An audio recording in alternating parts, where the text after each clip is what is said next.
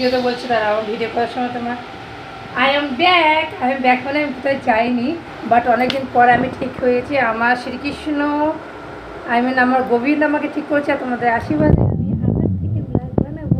আর এই নাইটিটা আমার কথা দিয়েছে, কেমন লাগছে আমাকে বলে যে না ওটুনি মাট্টু না, তোমার টুনি কথা শুনে না, এই বাচ্চা বাচ্চা লাগে আমাকে, বলো না বাচ্চা বাচ্চা লাগে তো?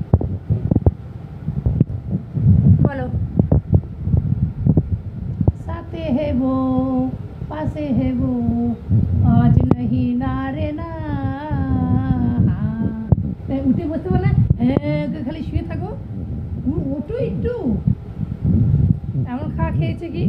আর হ্যাঁ, আর আজ আমি বিরিয়ানি বানিয়েছিলাম, চিকেন বিরিয়ানি বানিয়েছিলাম এদের জন্য, আমার জন্য না। তোমরা সবাই জানো আমি ননভেজ নো ইটিং। সব তোমরা কেমন আছো? ভালো আছো, সুস্থ আছো আশা করি।